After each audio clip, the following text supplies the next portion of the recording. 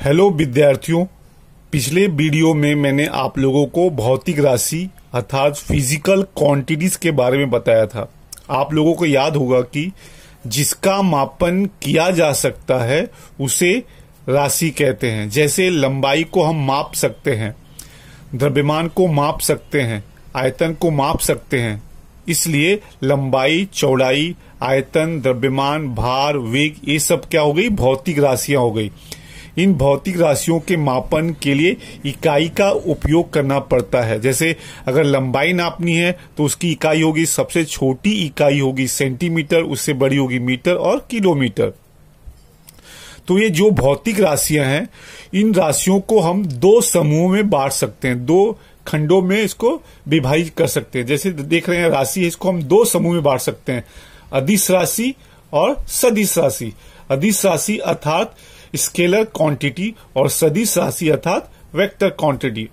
यहां पर मैंने एक आयताकार एक मैदान बनाया हूं और इसको ये जो यहां से यहां तक देख रहे हो ये उसकी लंबाई है और इधर से इधर उसकी ये चौड़ाई है। ये लंबाई आपको देख सकते हो, यहां से यहां इसकी इस मैदान की लंबाई है। जब इसको हम मीटर में नापेंगे तो इसकी जो लंबाई आती है वो कितनी आ रही है? 12 मीटर आ रही है। यानी इस आयताकार मैदान की लंबाई कितनी होगी? 12 मीटर होगी।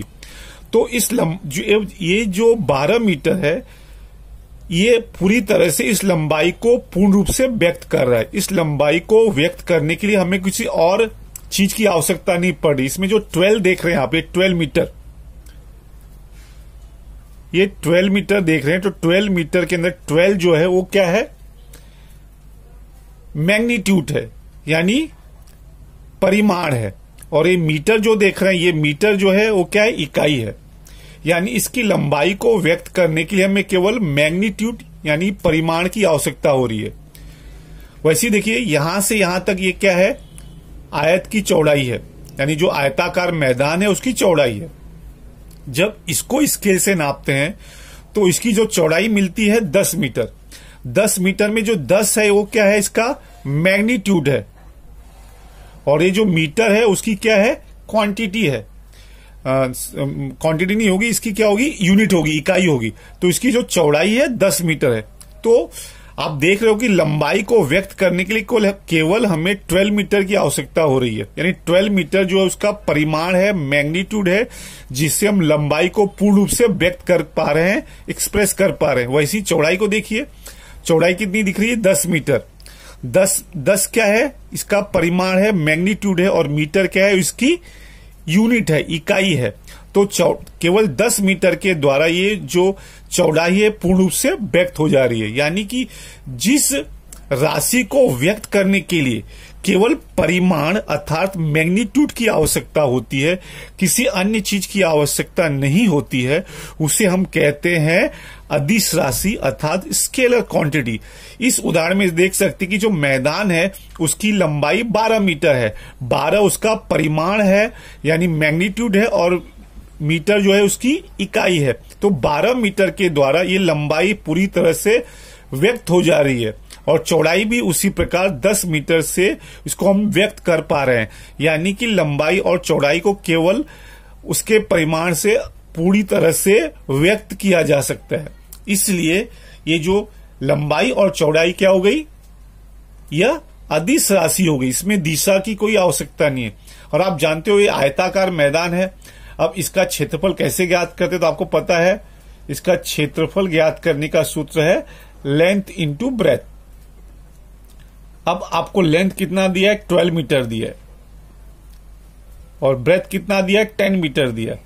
जब आप इसको मल्टीप्लाई करोगे तो कितना आ जाएगा? 120, 120। और आपको पता है कि क्षेत्रफल को, एरिया को किस में मापा जाता है? वर्ग में मापा जाता है। तो हो गया इसका 120 वर्ग मीटर। यानी इसका जो क्षेत्रफल है, ये जो क्षेत्रफल देख रहे हो इसका, ये क्षेत्रफल कितना आ गया? 120 मीटर आ गया, 120 वर्ग मीटर। तो क्षेत्रफल 120 वर्ग मीटर में जो 120 है ये क्या है? इसकी मैग्नीट्यूड है, इसका परिमाण है, और वर्ग मीटर क्या है? इसकी इकाई है। यानी इसके क्षेत्रफल को, आयत के क्षेत्रफल को व्यक्त करने के लिए केवल हमको परिमाण की आवश्यकता पड़ रही है, मैग्नीट्यूड की आवश्यकता पड़ रही है। इसमें इस क्षेत्रफल को व्यक्त करने के लिए हम लोग केवल परिणाम, इसका जो मैग्नीट्यूड है उस पर ही निर्भर है। इसके लिए हमें उस दिशा की या किसी अन्य चीज की आवश्यकता नहीं पड़ रही है। इसलिए जो क्षेत्रफल हो गया, यह क्षेत्रफल भी क्या हो जाएगा, एक अदिश राशि हो जाएगी। एक और उदाहरण ले लेते हैं। मान लीजिए राहुल की मां ने बोला बेटा जाके बाजार से 5 किलो चावल लेके आइए। तो बेटा गया दुकान से 5 किलो चावल लेके आया। ये 5 किलो क्या है, चावल है। अब ये जो चावल है उसका जो द्रव्यमान है, जो मास है, वो कितना है, 5 केजी। तो ये 5 केजी में 5 क्या है, इसका मैग्नीट्यूड है, परिमाण है। और केजी क्या है, उसकी यूनिट है, इकाई है। यानी जो चावल का जो द्रव्यमान है, उस चावल के द्रव्यमान को हम लोग 5 किलो से पूरी तरह से इसको व्यक्त कर पा रहे हैं। इसके लिए किसी दिशा की या अन्य चीज की आवश्यकता नहीं पड़ पा रही है। यानी जो चावल का जो द्रव्यमान है उसको व्यक्त करने के लिए केवल क्या हो रही है, परिमाण की आवश्यकता हो रही है। यानी कि जो द्रव्यमान है, ये द्रव्यमान, ये क्या हो गया, कौन सी इकाई होगी, अदिश राशि होगी, स्केलर क्वांटिटी। इसमें कोई चीज की आवश्यकता नहीं पड़ रही है। मान लीजिए एक और एग्जांपल ले लेते हैं। यहां पॉइंट ए है, कोई ए स्थान है या कोई एक ए बिंदु है, वहां से बी पॉइंट की जो दूरी है वो लगभग 2 किलोमीटर है। और रिया को पॉइंट ए से बी तक जाने के लिए 2 किलोमीटर की दूरी तय करनी पड़ेगी। यानी जब रिया यहां से जाएगी, बी तक जाएगी, तो उसको बी तक पहुंचने के लिए 2 किलोमीटर की दूरी तय करनी पड़ेगी, 2 किलोमीटर।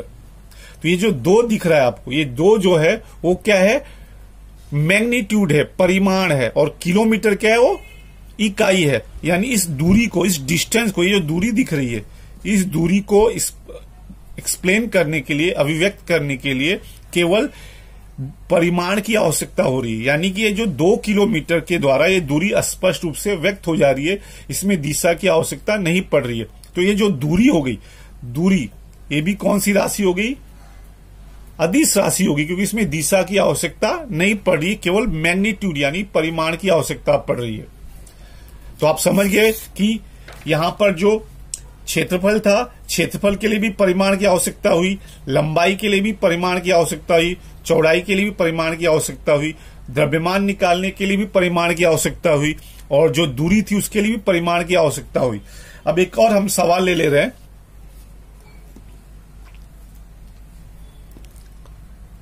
आप देख पा रहे होंगे एक लकड़ी का, एक मेटल का ब्लॉक है, एक धातु का बना एक ब्लॉक है, जिसकी लंबाई, ये लिखिए, यहां से यहां तक इसकी जो लंबाई है वो कितनी है, 8 सेंटीमीटर है। कितनी सेंटीमीटर है, 8 सेंटीमीटर। और इसकी जो चौड़ाई, यहां से यहां तक जो चौड़ाई है वो कितनी सेंटीमीटर है, 3 सेंटीमीटर।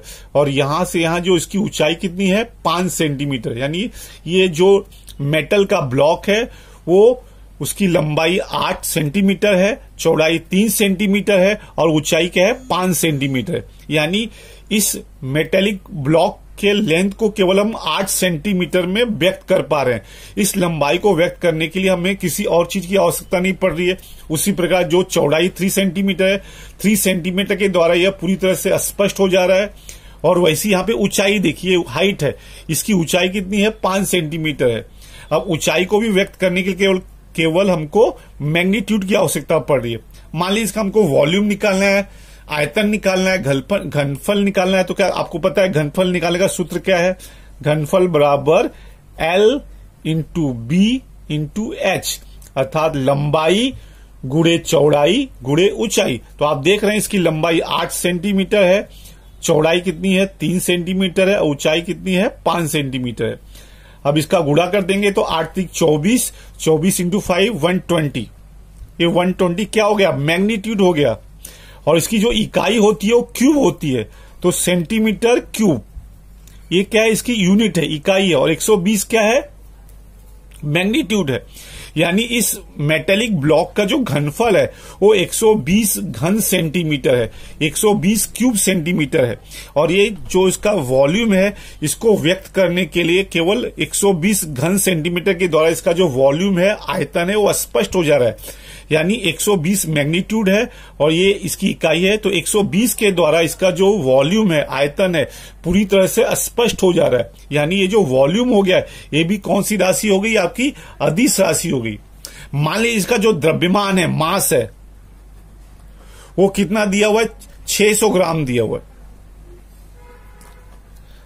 इसका द्रव्यमान कितना दिया है? 600 ग्राम। और इसका आयतन हमने अभी कितना निकाल लिया? 120 सेंटीमीटर क्यूब निकाल लिया। इसकी डेंसिटी निकाल लेते हैं। तो आपको पता है डेंसिटी का फॉर्मूला क्या होता है? डेंसिटी जो यानी डेंसिटी मतलब घनत्व। ये घनत्व बराबर द्रव्यमान बटे आयतन। डी किसको रिप्रेजेंट कर रहा है? घनत्व को। एम मास यानी कि द्रव्यमान। वी मतलब आयतन। बराबर, अब आपका द्रव्यमान कितना है? 600 ग्राम है, बटे इसका आयतन अभी हमने निकाला 120 क्यूब सेंटीमीटर, तो 120 क्यूब सेंटीमीटर हो गया। इसको कट कर दिया, 100 से कट गया, 12 1 जा 12, 12 5 जा 60, तो कितना आ गया? 5। और ये क्या है? सेंटीमीटर। ग्राम में था तो 5 ग्राम सेंटीमीटर क्यूब। तो आप देखोगे जो एक मेटालिक ब्लॉक है, इस मेटालिक ब्लॉक का जो डेंसिटी घनत्व आ गया 5 ग्राम घन सेंटीमीटर। ये 5 क्या है? मैग्नीट्यूड है, परिमाण है। यानी इस और एक ग्राम सेंटीमीटर क्यूब क्या? इसकी यूनिट है। तो ये जो इसकी जो डेंसिटी है, इसकी जो डेंसिटी हो गई वो क्या हो गई? 5 ग्राम सेंटीमीटर क्यूब। तो इस डेंसिटी को हम लोग केवल 5 ग्राम सेंटीमीटर क्यूब के द्वारा पूरी तरह से स्पष्ट कर पा रहे हैं, अभिव्यक्त कर पा रहे हैं। इसमें कोई दिशा की या किसी अन्य दिशा की डायरेक्शन की कोई आवश्यकता नहीं पड़ रही है कि इसका जो घनफल है या जो अभी हमने निकाला डेंसिटी, इसके डेंसिटी को एक्सप्लेन करने के लिए, स्पष्ट करने के लिए, एक्सप्रेस करने के लिए हमें केवल क्या चाहिए? इसका मैग्नीट्यूड चाहिए। मैग्नीट्यूड कितना आ गया? 5 आ गया। यानी कि ये जो डेंसिटी है ये भी क्या हो गई? अदिश राशि हो गई। क्यों अदिश राशि हो गई? क्योंकि वह केवल मैग्नीट्यूड के द्वारा क्या हो जा रही है? स्पष्ट हो जा रही है। इसलिए ये मैग्नीट्यूड भी क्या हो गई? अदिश राशि होगी। तो आप समझ गए, मैंने 2-3 एग्जाम्पल लिया, आपको दूरी का एग्जाम्पल लिया, लंबाई का एग्जाम्पल लिया, चौड़ाई का एग्जाम्पल लिया। तो इससे क्या स्पष्ट हुआ कि जिन राशियों को व्यक्त करने के लिए केवल परिमाण, जिन राशियों को व्यक्त करने के लिए सिर्फ परिमाण की आवश्यकता होती है, उसे हम कहते हैं अदिश राशि। अदिश राशि, अदिश अर्थात स्केलर क्वांटिटी। तो आप फॉर्मूला समझ गए होंगे। इसकी जो डेफिनेशन क्या होगी? जिन राशियों को स्पष्ट करने के लिए केवल परिमाण अर्थात मैग्नीट्यूड की आवश्यकता होती है, जिन राशियों को व्यक्त करने के लिए सिर्फ परिमाण की आवश्यकता होती है, या जो राशि सिर्फ परिमाण के द्वारा पूर्ण रूप से व्यक्त की जा सकती है, जो राशि परिमाण के द्वारा पूर्ण रूप से व्यक्त की जा सकती है, उसे हम कहते हैं अदिश राशि। जैसे कि आपने देखा लंबाई है, लंबाई को केवल, जैसे लंबाई 10 मीटर, 10 मीटर के द्वारा लंबाई पूर्ण रूप से व्यक्त हो जा रही है। द्रव्यमान यानी मास 5 किलोग्राम, 5 किलोग्राम से वो पूरी तरह से स्पष्ट हो जा रहा है। दूरी 2 किलोमीटर, तो 2 किलोमीटर जो दूरी है, 2 किलोमीटर जो है वह दूरी को स्पष्ट कर दे रही है। घनत्व 5 ग्राम घन सेंटीमीटर, 5 ग्राम पर सेंटीमीटर क्यूब, ये जो है वो क्या कर रहा है? उस डेंसिटी को स्पष्ट कर दे रहा है। यहां पे डायरेक्शन अर्थात दिशा की आवश्यकता नहीं हो रही है। यानी कि जो राशि सिर्फ परिमाण के द्वारा यानी मैग्नीट्यूड के द्वारा व्यक्त की जा सकती है, उसे अदिश यानी स्केलर क्वांटिटी कहते हैं। तो आप लोग सब समझ गए होंगे कि लंबाई हो गई, चौड़ाई हो गई, द्रव्यमान हो गया, आयतन हो गया, क्षेत्रफल हो गया, घनत्व हो गया, ये सब इकाई क्या है? अदिश राशि है, क्योंकि इनको व्यक्त करने के लिए सिर्फ मैग्नीट्यूड अर्थात परिमाण की आवश्यकता होती है। तो संक्षेप में एक बार फिर से कह रहा हूं कि जिन राशियों को परिमाण के द्वारा पूर्ण रूप से व्यक्त किया जा सकता है, उसे अदिश राशि कहते हैं, यानी स्केलर क्वांटिटी कहते हैं। धन्यवाद।